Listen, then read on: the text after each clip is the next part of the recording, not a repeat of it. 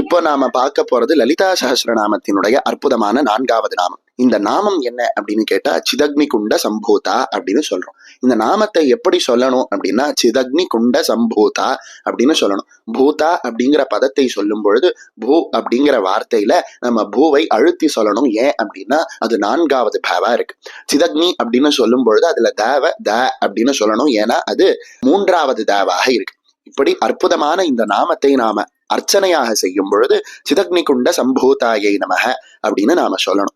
இப்போ அற்புதமான இந்த நாமத்தினுடைய விளக்கத்தை பார்க்கலாமா? சித் அப்படிங்கிற வார்த்தை சுத்தமான பரபிரம்மத்தை குறிக்கக்கூடியது. இந்த பரபிரம்மம் உண்மையான ஞானத்தால் மட்டுமே அறியக்கூடிய ஒன்றாக இருக்கு. பகவானே, அதாவது இறைவனே ஞானமே வடிவானவனாக இருக்க. திருமுருகவள்ளல் வாரியார் சுவாமிகள் எப்பொழுதுமே தன்னுடைய உபன்யாசத்தை ஆரம்பிக்கும் பொழுது ஞானமே வடிவாகிய இயலூர் வள்ளல் பெருமானின் தனிப்பெரும் கருணையினாலே அப்படின்னு சொல்லுவார். அந்த வகையில நாம பார்க்கும் பொழுது இறைவன் ஞானமே வடிவானவன்.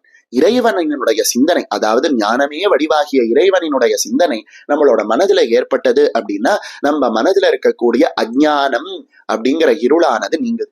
எப்படி ஒரு அரை முழுக்க இருள் இருந்தாலும் ஒரு சின்ன தீபத்தை ஏற்றி வைக்கும் பொழுது அந்த அரை முழுக்க இருக்கக்கூடிய இருள் நீங்குதோ, நம்ம மனம் அப்படிங்கிற இருட்டு அறையில இறைவி அப்படிங்கிற ஞான தீபத்தை ஏற்றி வைத்தோம்னா நம்ம மனதுல இருக்கக்கூடிய அஞ்ஞானம், அறிவின்மை அப்படிங்கிற இருளானது நீங்குது அப்படின்னு இந்த நாமம் நமக்கு காட்டி கொடுக்குது.